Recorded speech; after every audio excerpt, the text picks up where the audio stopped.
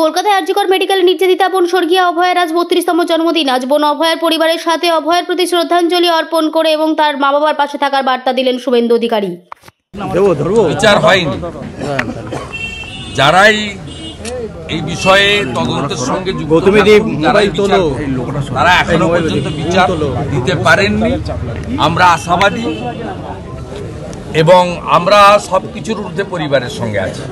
শুভেন্দুবাবু সিবিআইয়ের বিরুদ্ধে গাফিলতির অভিযোগ তুলেছিলেন, বাবা মা সুকান্ত মজুমদার এসেও বলেছিলেন সে কথা, তাহলে আপনি কি তাদের পাশে থাকবেন?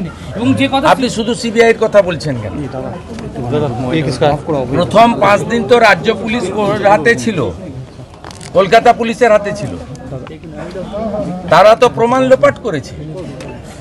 পরিবারের সম্পূর্ণ তদন্ত এবং বিচার এবং তার উপরেই অনাস্থা। একটা সিবিআইকে আলাদা করলে হবে না। এবং আমরা তো বারে বারে বলছি, আপনাদের নিজেদের চ্যানেলের নিজস্ব এজেন্ডা থাকতে পারে, যে বিরোধী দলনেতা বিজেপি থেকে রিপ্রেজেন্ট করেন সিবিআই সেন্ট্রাল গভর্নমেন্টের আন্ডারে, তাই তাকে দিয়ে সিবিআই বিরুদ্ধে বলিয়ে নেব। আপনার নিজস্ব এজেন্টে থাকতে পারে। আপনি কোন টিভি, নিউজ 18 না কলকাতা? হ্যাঁ, ওই কলকাতা টিভি, জেল খাটা মালের টিভি।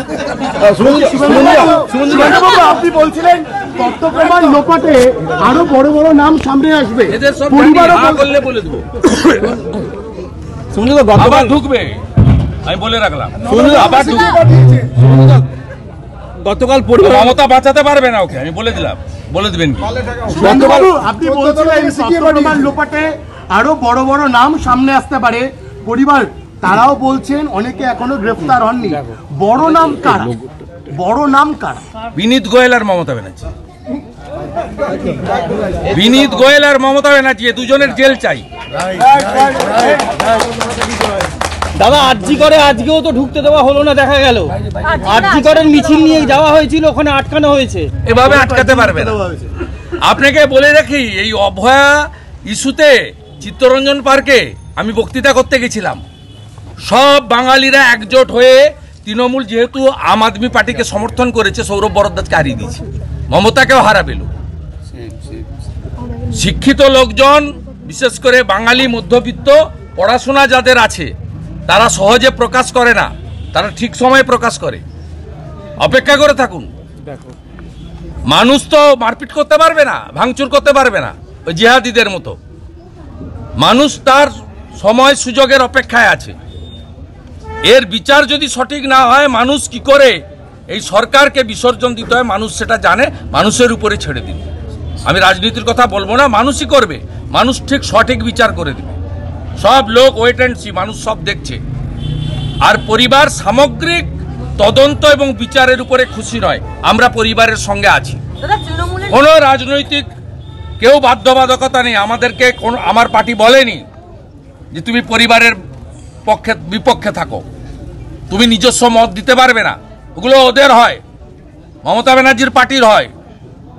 নির্মল ঘোষ কে মারা গেলে শ্মশানে যায়? পানিহাটির লোকেদের আমি জানতে চাই, নির্মল ঘোষ কোন লোক মারা গেলে শ্মশানে যায়, কেন গেছিল সেদিন? সঞ্জীব মুখার্জি কে হন ওনার? তিনি কেন ক্রিমেশন কস্ট দিয়েছিলেন? কেন ক্রিমেশন সার্টিফিকেট নিয়েছিলেন? কেন তাতে এত তৎপরতা? ওটা মানুষ সব দেখেছে।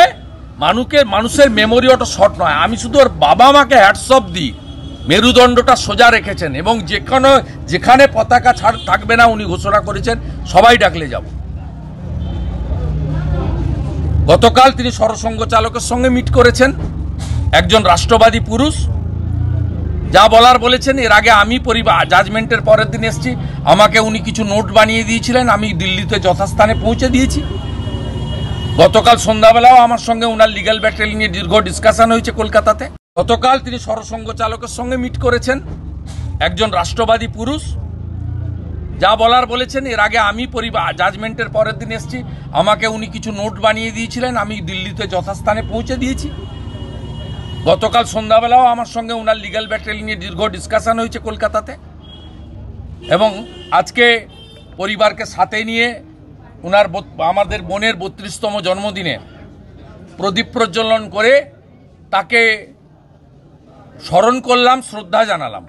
তার আমরা হিন্দু সনাতনী, আমরা ঈশ্বরে বিশ্বাস করি, ঈশ্বরের কাছে তার বিধেয়ী আত্মার অমরত্ব প্রার্থনা করি।